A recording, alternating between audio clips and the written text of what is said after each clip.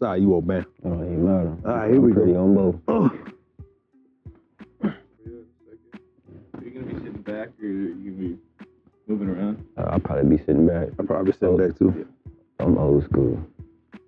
As long as this mic stays like a fist away. Just so you know. So they know. I got a lot of questions, a lot of things we're gonna make this thing flow. I'm sure about to get I was gonna let you know about yourself, brother.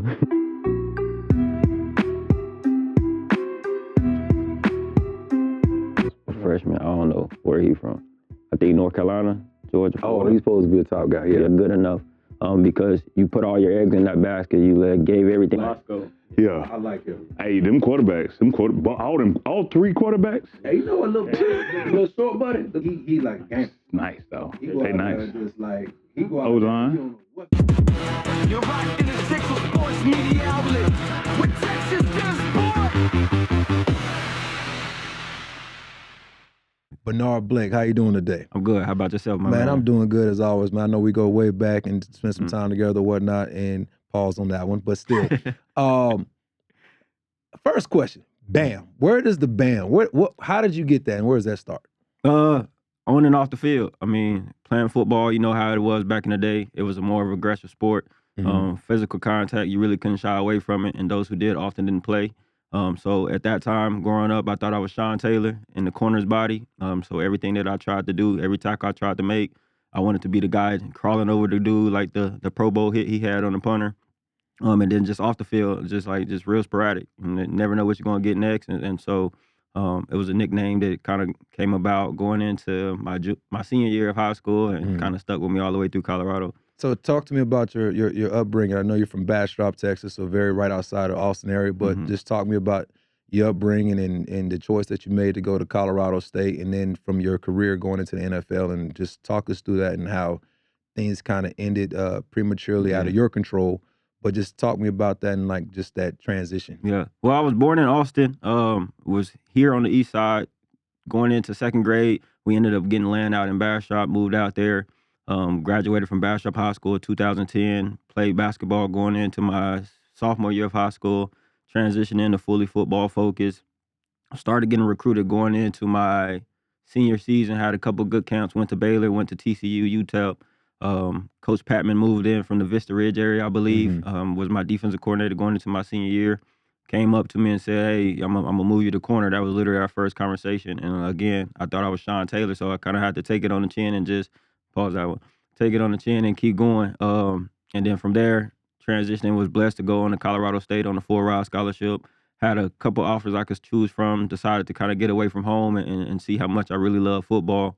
And if I really had those plans and aspirations going to the league, I needed to become a self-starter. So Colorado State obviously gave me the best opportunity to do that. Led it there, played very well, had some success, was there when we got the program back in the right direction, going into the senior year. Headed out my senior year, I think we ended up 21st in the nation. So that was real special. Got to be there through Coach Fairchild's tenure, Coach Mack's tenure. And then from there was blessed to sign with the Green Bay Packers, undrafted in 2015, I believe. Was there, corner, nickel, dime, was trending in the right direction there. Came home for the little break we had in between camp and ended up finding out that I felt my physical with a brain aneurysm, so had to pivot from there. Talk to me about hearing those words from a doctor or whatnot, and then realizing that, you talk about pivoting. Yeah.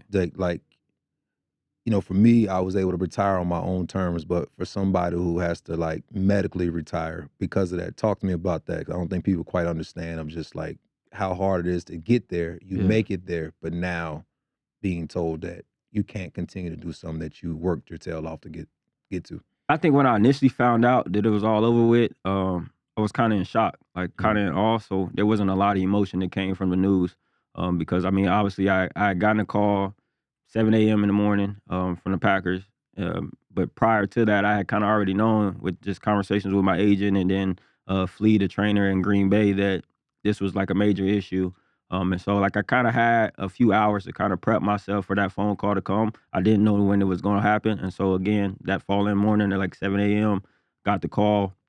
At that time, we needed to have a procedure where I went through my artery in my leg just so we can kind of get a picture and the exact location of the aneurysm and see if it was something that we can tame and potentially continue to play, or if we had to call it a career. So, I mean, around that time, it was a lot of moving parts. So I didn't really have any emotions attached to the situation. But I did find peace in it, saying, okay, if I have to medically retire, to me personally and internally, that's a much better feeling than having to say, okay, somebody thinks I'm not good enough to play anymore. Because like you said, it takes a lot to get to that level. And so when you do get to that level, the last thing you want to have to walk away with is somebody thinking that you're not good enough. Because you put all your eggs in that basket. You gave everything you had. You exhausted every avenue to make it to the NFL. And then you make it, and at the snap of your fingers, it's all over with. So, I mean, there was a lot of peace in knowing that it was a medical issue and not a talent issue for me. So now you talk about pivoting, you talk about change of career and things of that nature. BAM performance. And I don't know if people understand. Explain to us what BAM performance is. BAM Performance is a DB/linebacker developmental program, and the emphasis is on developmental. We meet you wherever you are, and we literally accelerate the process and get you to tip-top shape into the position itself. It takes a lot to be a successful DB. It takes a lot of technique, a lot of knowledge and IQ. And so we literally develop and program the body from the ground up to get you from A to B all the way to Z without skipping any necessary steps in your development. So it started right after you found out, or was it something that you just took some time and it just hit you to say, you know what, I'm going to start giving people the knowledge and giving them the avenue to get to where I've been and hopefully continue their career to go. How did you get to that point of starting to train? I told you, man, BAM off the field is sporadic, and so I got away from football. Well, I attempted to. Thought I had control over my life, my future, my destiny. So I got into car sales like all former athletes do. Transitioned from there to selling car insurance, and then ended up having my first child, Bryson.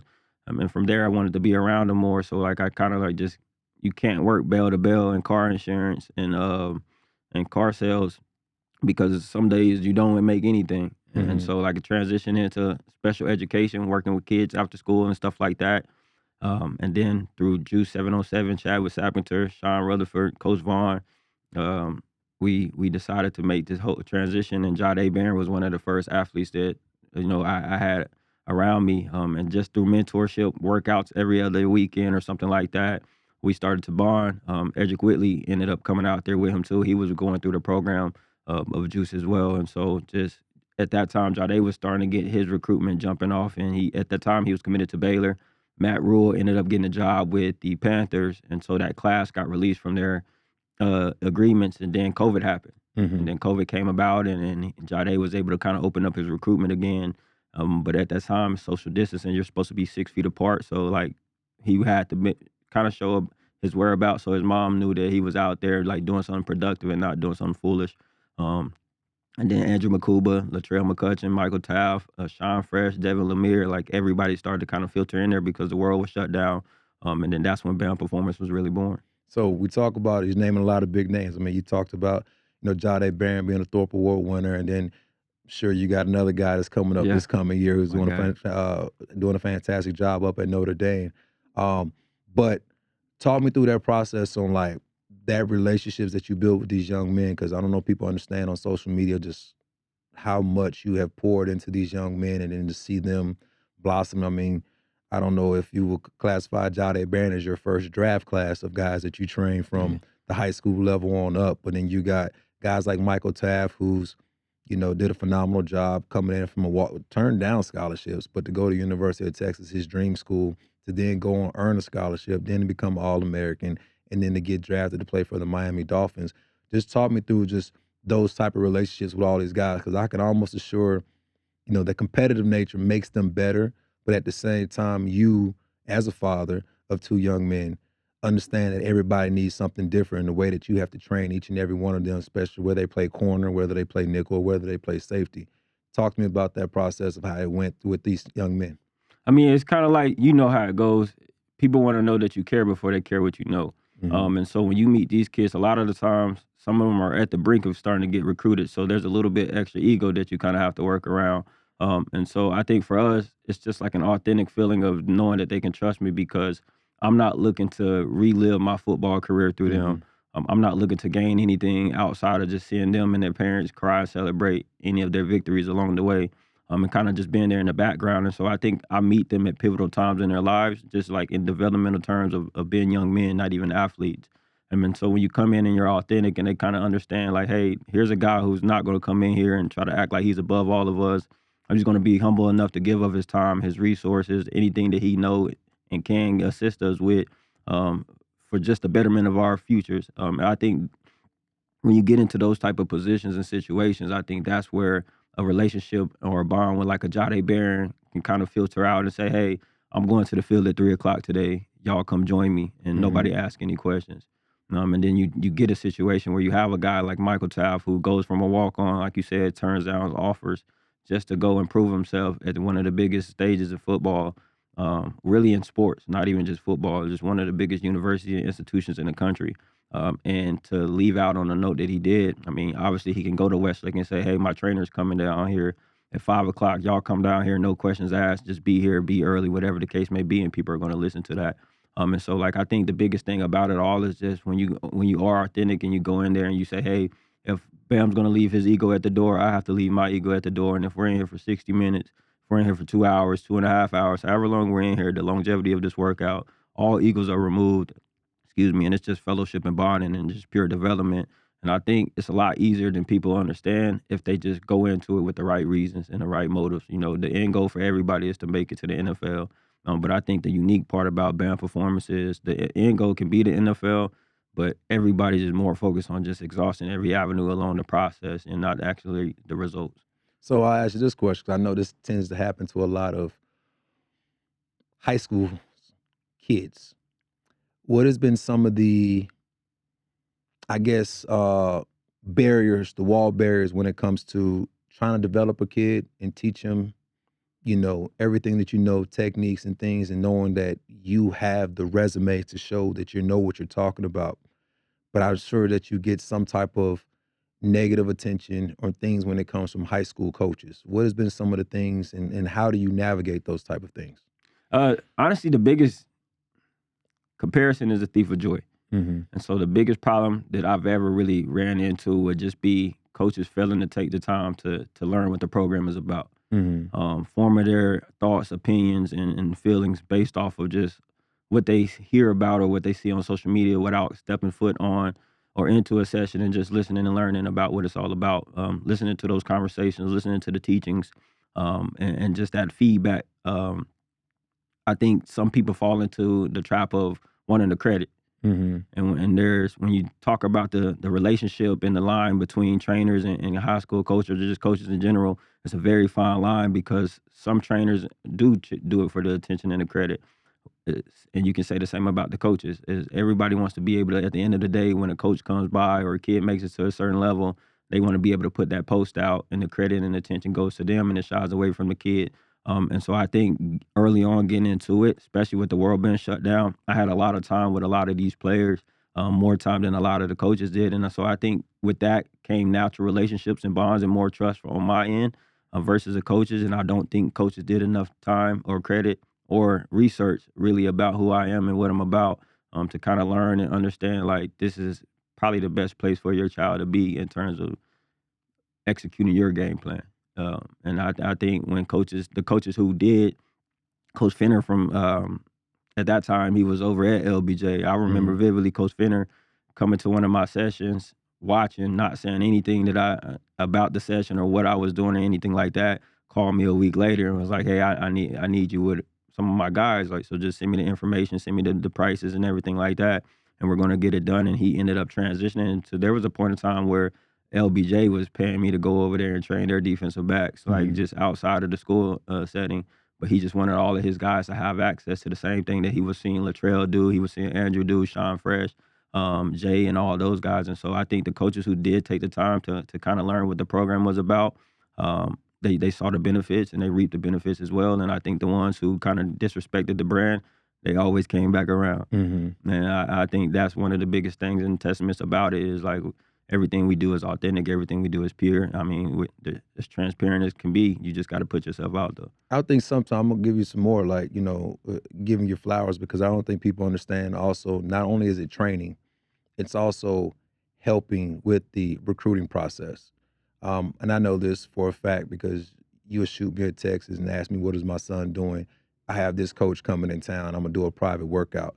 Explain to me, like, the relationships that you have when it comes to the college level, because anybody sees your social media, they see you're working at University of Texas and you're doing training drills there. And you would think as a defensive back coach at the University of Texas, who's, I'm here as a head, I'm here as the position coach, but you're still going there and you're still going there to train young men and things that guys that you have trained that's at Texas or other colleges, but at the same time, other guys coming along. Explain to me like how that works and your relationship with a lot of different college coaches, that they trust you, not necessarily I'm looking at high schools, but I'm coming to you to say, who do you have for me? Talk to me about that relationship that you have with a lot of college coaches across the U.S. Man, we've been blessed because when you really think about it, if you look at that first class of guys, the Jahdaes, the Andrews, Michaels, the Trail, Sean's, Devin, I can really name them all. When you look at those guys, they not only did they go off to school and perform athletically, but they all graduated. And so, like, with that being said, you're not doing both at a high level if you're not a good person when it all peels back. And so they're good kids, good men, pillars in their communities. And so when you go off and you're doing things the right way, and people start to kind of do their research and they look for common denominators, we're just fortunate enough to be one of those common denominators. But when those guys leave and they come back and they're bringing on the next group of kids with them, those who are at the University of Texas, they're saying, hey, Bam's here. He's going to come over here and train us. Y'all come out here. It's kind of like just creates that relationship to the point to where when a lot of coaches meet me for the first time, I've already been training the kids behind the scenes for 5 years, 2 months, a half a season, a whole season. And there's been no ego or there's been no like me trying to take credit for anything. So I think a lot of the respect I get from collegiate coaches comes from like just learning about me in an organic way. It's like I'm not the guy who's going to be on the visits with these kids like, hey, like I got this kid, I brought this kid out here. I'm not taking a million pictures with you. I'm not tagging anything and everything that we do. I'm literally just here to get this player better and get him to whatever it is he feels like he needs to improve on. And I think as a college coach, a lot of those guys see that and they kind of appreciate it because they're in the industry where everybody's trying to use these kids to replace them at some point in time. And I think they see me as not one of those guys, not necessarily like a threat, but I'm an assistant to you. And it's like there's peace in knowing that I can only teach these kids, work with these kids within a certain time frame because my job has other responsibilities that I must tend to. But having somebody like me that can come in and aid and spend an hour, 2 hours, 3 hours, or whatever the case may be, to get guys to where they need to be to without trying to mask anybody's development, anybody's growth, or their natural shine. I think that's where a lot of the respect comes from. And just knowing that I'm not doing this to get anything out of these kids. I'm doing this to get these kids to the next level and just to play football for as long as they possibly can. And I think people appreciate that because the majority of these coaches are fathers, big brothers, uncles, or whatever the case may be. They have someone underneath them that they are providing for, that looks up to them and that they want the best for. And so I think when they see me and they learn about the relationships I have with these kids, they kind of like just see mirrors of themselves.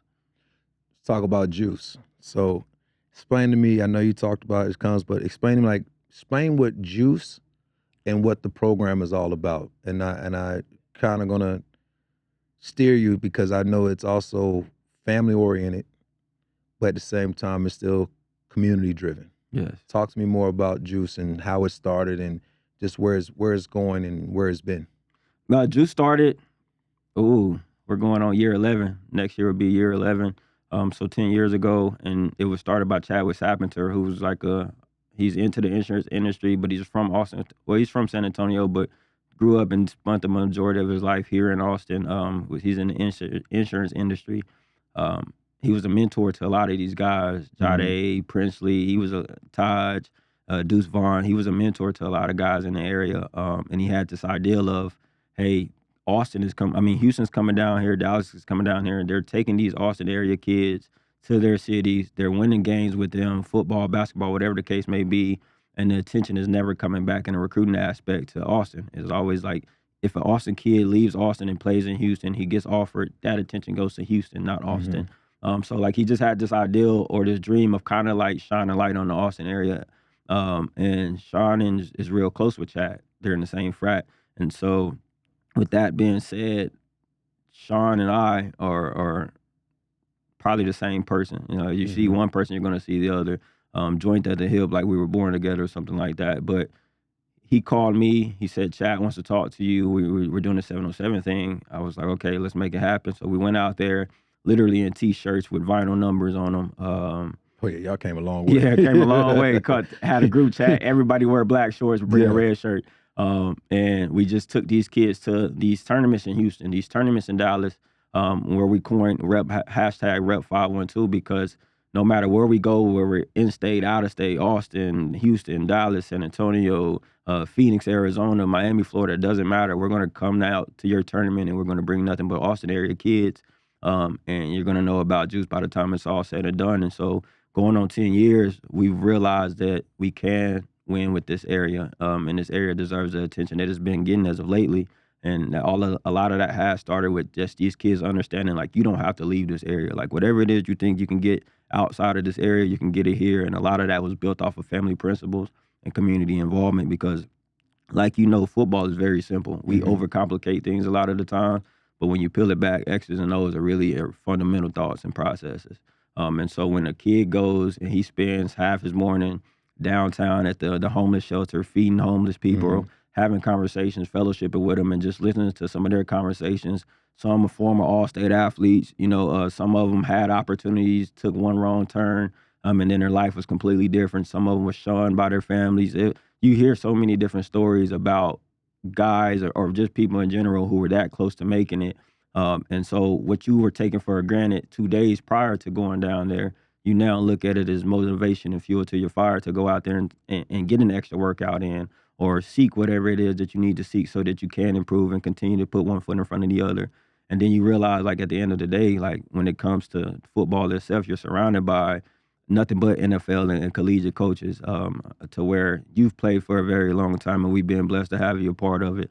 And within one weekend can coach 15 to 20 games, all high energy, and it raises the level and the experience, where you look across the field and somebody who hasn't played as long as you have or at all is yelling, tearing these kids down, or being real derogatory towards the entire program. And it's two different types of energy levels. Correct. And people wonder why it's very hard to stick around in a 707 setting. So, like, the same family principles we have and expectations we have for our families and the kids included, it's that same mirror image of the coaching staff. And I think that's kind of what gels it all together for the area. This is going to be my last question, and I'm going to put you on the spot. Yeah. I've been seeing lately in a lot of podcasts is, they're like rank the top DBs, right? Safeties or whatever. Or build your best pro corner. Out of all the young men that you coach, basically design your ideal defensive back. So that's what you want to play. Oh, yeah. I mean, and there's no disrespect to anybody. There's no disrespect. This is the last, matter of fact, I'll make it easy for you. Corner and the safety. I make it because I don't want you to put all the corner and the safety. So, ideal corner right now. Ideal corner. I mean, you got a Thorpe Award, but I mean, again, you got another. But I know, but again, you may have the attitude of one of them, may have the mental aspect of another one. So I go IQ and body frame, as well as footwork, Leonard Moore. God dang, you can't give him 3. Why? Okay, but IQ, that's mental. It's yours. That's mental, though. Go ahead. Confidence, play style, Jahdae Barron, movement ability, Elijah Prosser, athleticism, Latrell McCutcheon. I can get you all pro corner with you got Thorpe Awards, so I mean, you know what you can get. Speed. I'm gonna start something with this one. Who the fastest? Speed. Somebody gonna be mad when Somebody gonna be mad. They gonna be racing at the next training session. Probably speed. Jahdae said he ran 4.35, so that automatically makes him the fastest because it's documented. I'm gonna go. Leonard Moore ain't ran yet either. Leonard ain't ran. He ran yet. Leonard ain't ran. That's what I'm saying. Edric Whitley can roll. Hey, that's what I'm trying to say. I'm gonna go with Edric speed. Okay. Shout out to Jahdae. Shout out to Edric. That's gonna start something. They racing over we can go live for that one. Safety, IQ, Michael Taaffe. Athleticism, Nate Mitchell. Nate Mitchell is a dog. Nate's a dog. overall safety play style, Andrew Mukuba.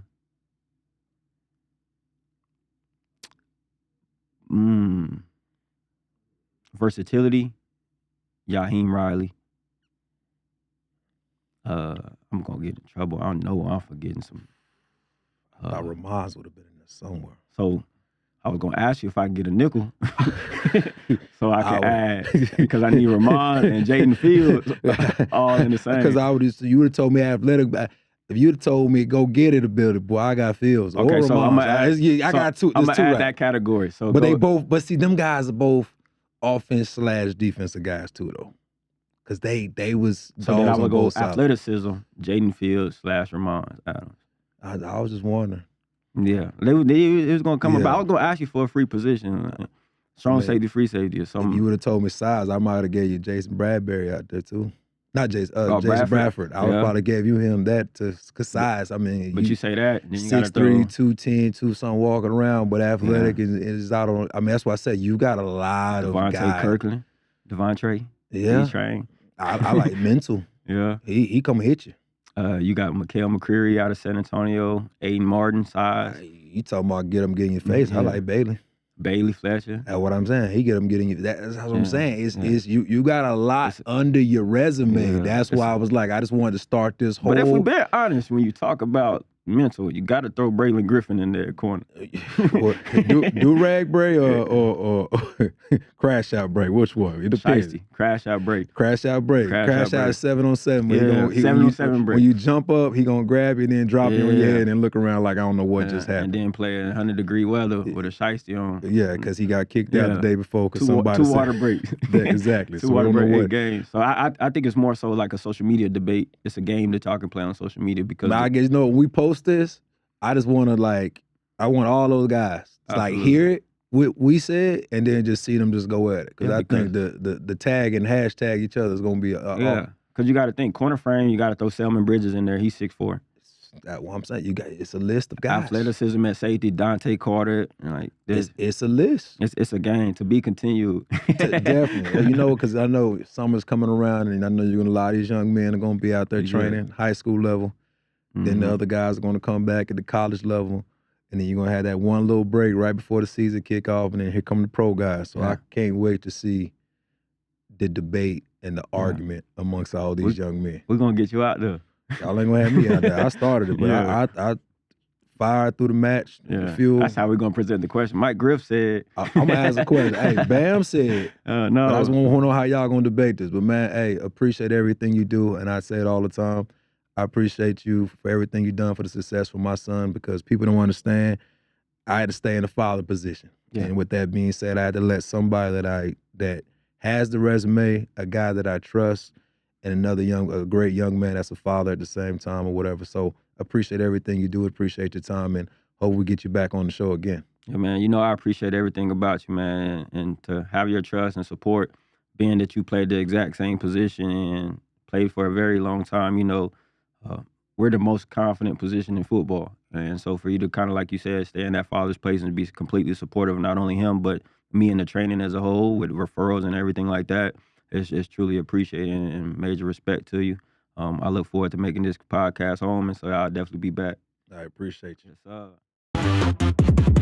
You're rocking the 6 Sports Media Outlet with Texas Sports.